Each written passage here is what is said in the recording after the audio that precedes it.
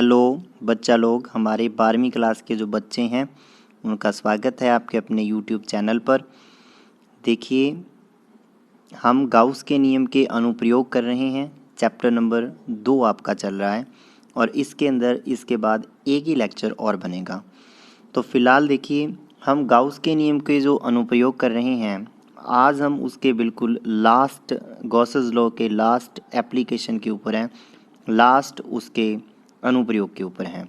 हमने पिछले जो डिस्कस किए थे पांचों, वो आपको पांचों अनुप्रयोग अच्छे से याद होने चाहिए, अच्छे से वो क्लियर कर लेना। ये थोड़ा सा क्या रहेगा, थोड़ा सा बड़ा टॉपिक रहेगा, क्योंकि इस टॉपिक के एक ही टॉपिक आज करेंगे। थोड़ा सा 15-20 मिनट का लेक्चर लंबा रहेगा, काफ़ी आसान है, आराम से हम समझेंगे, आपको पता क्लियर हो जाएगा सारा। आज हम बात करेंगे ठोस या अचालक गोले के कारण विद्युत क्षेत्र की तीव्रता। देखो, जहाँ ठोस लिखा आ जाए ना, वहाँ वो अचालक ही होगा। जहाँ पर सॉलिड स्फीयर आ जाए वो इंसुलेटिंग ही होगा। और जहाँ पर आ जाए खोखला गोला, होलो स्फीयर, या गोलीय शैल, गोलीय कोश, स्फेरिकल शैल, वो जो होगा ना, वो कंडक्टर होगा। वो क्या होगा? कंडक्टर, यानी कि चालक होगा। और इसीलिए उसके जो आवेश होगा, क्योंकि खोखला है तो चालक भी है, उसके ओनली सतह पर होगा आवेश, चार्ज ओनली सरफेस पर होगा। और जो हमारा ठोस या अचालक गोला होगा, उसके चार्ज हमेशा किस पे होगा? सतह पर नहीं होके उसके सारा अंदर अंदर वितरित होगा, आवेश सारा अंदर होगा। इसका मतलब ये हो गया, चार्ज अगर सारा अंदर है तो इसके अंदर विद्युत क्षेत्र जीरो नहीं है। अंदर E बराबर जीरो नहीं लिख सकते। हमने जब कंडक्टिंग स्फीयर पढ़ा था, कंडक्टर पढ़ा था, चालक गोला पढ़ा था, तो चालक गोले के अंदर आवेश जीरो प्रूफ किया था हमने एक पॉइंट बना के। इसमें अंदर जीरो नहीं होता आवेश, इसमें अंदर जीरो नहीं होता, इसीलिए अंदर इलेक्ट्रिक फील्ड भी जीरो नहीं होता। ठीक है, समझ गए इतनी बात? देखो, माना अचालक गोले की त्रिज्या है कैपिटल R और आवेश इसमें समान रूप से वितरित है, तो इसका आवेश घनत्व क्या होगा?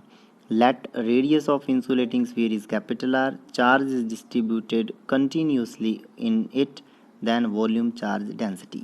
देखिए, आयतन आवेश घनत्व आपको पता है, आवेश बटे आयतन, चार्ज अपॉन वॉल्यूम, रो से लिखते हैं इसको।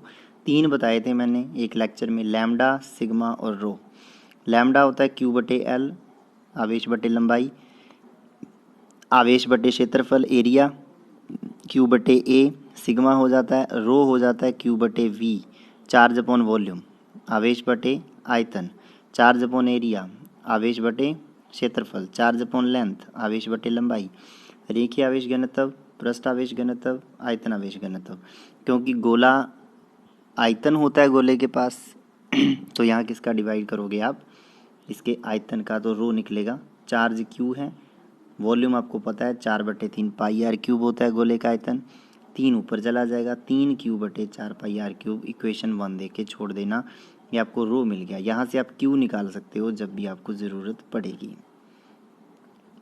हर बार की तरह 3 केस बनेंगे।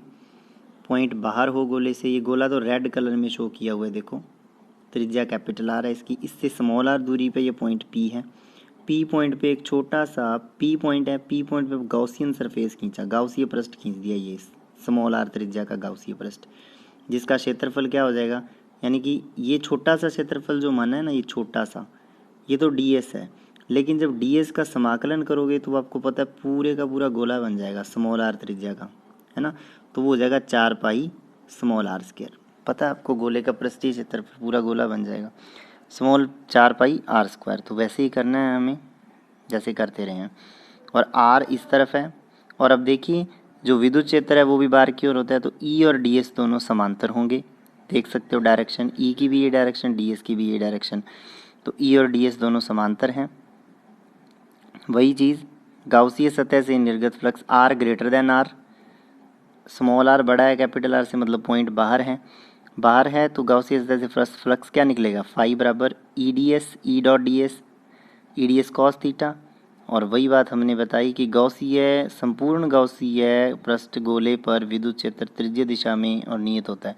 देखो त्रिज्य दिशा होती है ये, जो गोले की त्रिज्या की दिशा है।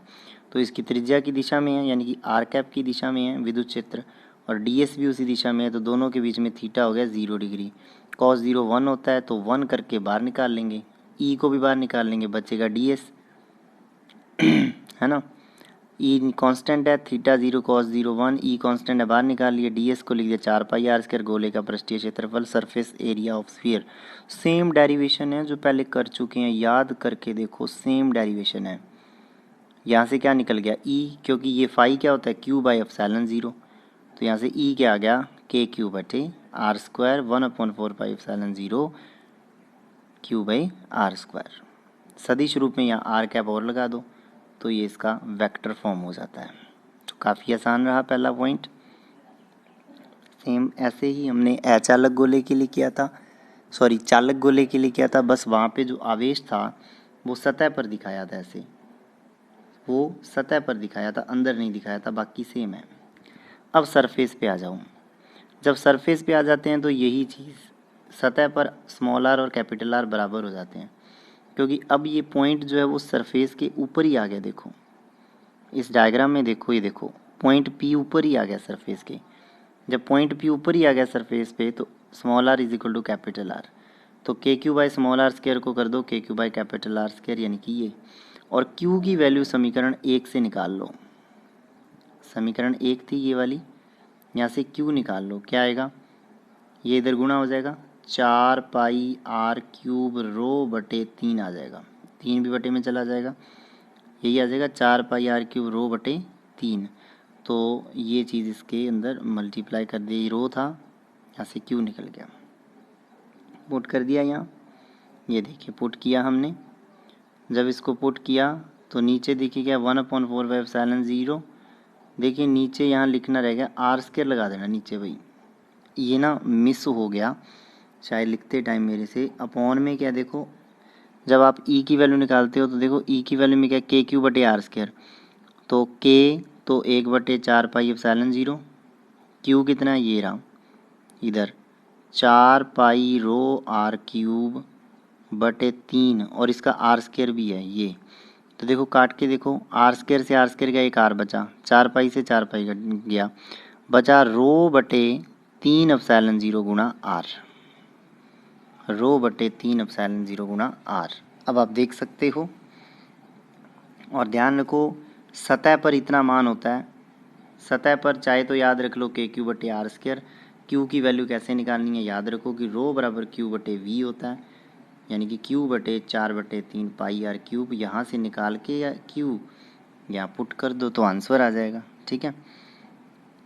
ये विद्युत क्षेत्र का अधिकतम मान होता है, this is maximum value of electric field, ये विद्युत क्षेत्र का सर्वश्रेष्ठ सर्वोत्तम मान है, समझ गए बात, यानी कि टॉप मोस्ट वैल्यू। यानी कि ये गोला है, गोले के बाहर विद्युत क्षेत्र क्या है आपको पता है के क्यू बटे आर स्क्वायर, जैसे जैसे दूरी बढ़ेगी, ये बाहर जो दूरी है, बाहर दूरी बढ़ेगी ये घटता जाएगा, गोले के बाहर घटता जाता है, यहाँ पे आता आता अधिकतम हो जाता है।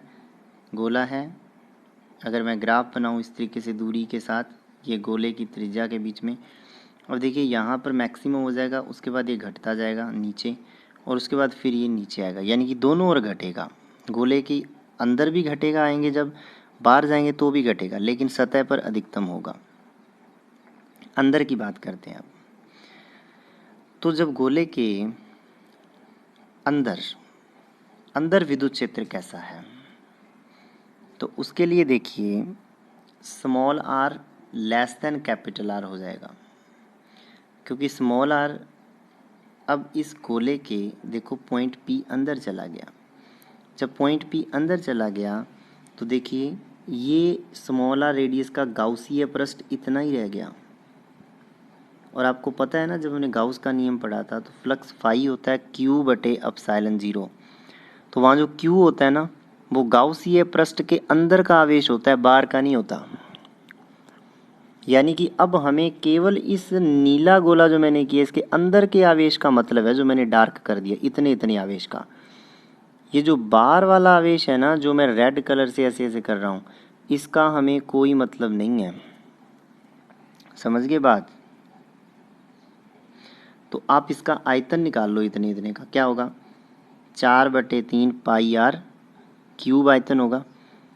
एकांक आयतन का आवेश कितना है, रो है, यानी कि 1 मीटर क्यूब का रो है, तो इतने का कितना हो जाएगा, इसको रो से गुणा कर दो तो इसका आवेश आ गया ना, क्यू डैश। बस इस आवेश को, क्योंकि अंदर का आवेश निकालना, अंदर का आवेश निकल गया। रो क्या है, प्रति एकांक आयतन का आवेश, और मुझे क्या चाहिए, कुल आवेश। तो कुल आवेश क्या हो जाएगा, प्रति एकांक आयतन का आवेश गुणा में आयतन कर दूं, ठीक है। तो आयतन से गुणा कर दिया तो इसका आयतन तो इतना ही है, तो आंसर मिल जाएगा। वही चीज़ की है, क्यू क्या है, क्यू डैश निकाल लेंगे इसका अंदर अंदर का आवेश, आयतन आवेश घनत्व गुणा आयतन, volume charge density into volume कर दूंगा। वॉल्यूम चार्ज डेंसिटी कितनी है, रो है, और वॉल्यूम कितना है, 4/3 पाई आर क्यूब, तो ये आ गया। गॉसीय पृष्ठ से कितना फ्लक्स गुजरेगा, वही E dot D S, E D S cos theta 0, cos 0 1, वही चीज़, और डी एस वही 4 पाई आर स्क्वायर, सेम पूरा पृष्ठ 4 पाई आर स्क्वायर। इसको बराबर कर दो क्यू डैश बाई एप्सिलॉन 0 के, ठीक है, क्यू डैश बाई एप्सिलॉन 0, और क्यू डैश हम निकाल चुके हैं, k q dash by are square आ गया आंसर। क्यू डैश की वैल्यू अभी निकाली है, रो गुणा 4/3 pi r cube, q dash अभी निकाली ना, ये रही, इसकी वैल्यू पुट कर दी, इसकी वैल्यू पुट कर दी, देखिए आर स्क्वायर से ये गया, 4 पाई से ये गया, क्या बच गया, ये चीज़ बच गई, सेम वही चीज़, स्मॉल आर है बस कैपिटल आर की जगह, ठीक है। अब देखो यहाँ से क्लियर हो गया कि आर की वैल्यू ई जो है वो प्रोपोर्शनल टू आर है, आर जैसे जैसे घटता जाएगा ई की वैल्यू घटती जाएगी। आर की वैल्यू 0 कर दो, मतलब गोले के केंद्र पे चले जाओ, सेंटर पे चले जाओ स्फीयर के बिल्कुल, तो आर जीरो हो गया, तो ई भी 0, सेंटर पे इलेक्ट्रिक फील्ड 0 है, ई प्रोपोर्शनल टू आर, मतलब जब आप सेंटर पर हो तो इलेक्ट्रिक फील्ड 0 है, धीरे धीरे बढ़ता जाता है, सतह पे जाके, ये आर है इधर ग्राफ में, इधर ई है, सतह पे जाके जब आर बराबर कैपिटल आर हो जाता है, ये मैक्सिमम हो जाता है, मैक्सिमम अधिकतम, और उसके बाद फिर घटता है, फिर घटता है, कैसे घटता है, फिर ई व्युत्क्रमानुपाती आर स्क्वायर, यहाँ ई समानुपाती आ रहा है इसलिए बढ़ रहा है, सतह पे जाके अधिकतम हो गया, फिर घट रहा है, ये कर्व बन जाएगा इसका। अब वही चीज़ यार, रो का मान रख दो 1 से 3Q/4 पाई आर क्यूब आ गया, और इसको सॉल्व करो, ये आ गया, ई समानुपाती आर है, इसका मतलब गोले के केंद्र पर आर 0 हो गया, ई 0 हो गया, तो यहाँ से क्या मिल गया आपको, ये ग्राफ भी समझ आ गया होगा, ठीक है।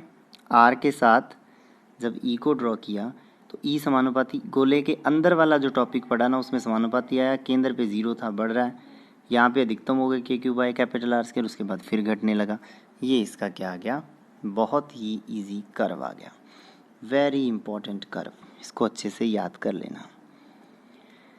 टॉपिक मुझे लगता है क्लियर हो गया होगा इसीलिए वीडियो को मैंने ज़्यादा बड़ा नहीं बनाया, 13 मिनट का बोला है, 13 मिनट का वीडियो बनाया, अभी मैं 3 मिनट में फिर इसको रिवाइज़ करवाऊँगा। देखो कुछ नहीं करना, आवेश घनत्व निकाल लो, charge density, charge upon volume करके, गोले की त्रिज्या कैपिटल आर है तो Q/4/3 पाई आर क्यूब, ये आ गया, ठीक है। अब गोले के बिंदु बाहर है तो बाहर गाउसियन सरफेस खींचो, तो सारा का सारा चार्ज उसने अंदर ले लिया अपने, तो चार्ज सारे का सारा Q यूज़ हो जाएगा, तो जहाँ फाई बराबर Q लिखते हो वहाँ फाई बराबर Q/एप्सिलॉन 0 आ जाएगा। Q की वैल्यू यहाँ से निकाल के यहाँ पुट कर सकते हो, बाकी इसमें तो सिंपल ही आ जाएगा, फाई वही E D S cos theta 0, D S का समाकलन 4 पाई आर स्क्वायर हो जाता है, गोले का पृष्ठीय क्षेत्रफल KQ/R स्क्वायर, सतह पे जाते हो स्मॉल आर कैपिटल आर के बराबर KQ/कैपिटल आर स्क्वायर आ जाता है, ठीक है। और जब KQ/कैपिटल आर स्क्वायर आ जाता है, यहाँ पे इतना ही फ़र्क किया हमने कि रो Q की वैल्यू रो में पुट कर दी, तो ये आ गया बस।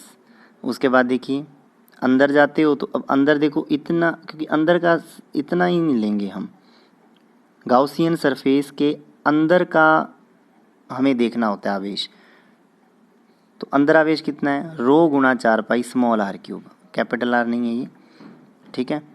उसके बाद वही कर दिया, ये 4 पाई आर स्क्वायर बराबर करके सॉल्व कर लिया, तरीका वही है, बस ये देखना है कि गॉसियन सरफेस के अंदर आवेश कितना है, अंदर का आवेश यूज़ करना है। तो ये इसका ग्राफ हो गया जो आपको याद रखना है। तो ये आपका आज का क्या था, लेक्चर था। अच्छा लगा वो वीडियो, आप चैनल को सब्सक्राइब करें और दोस्तों से शेयर करें, और थोड़ा ध्यान दें कि जितना भी करवा रहे हैं इसको अच्छे से करते जाएं।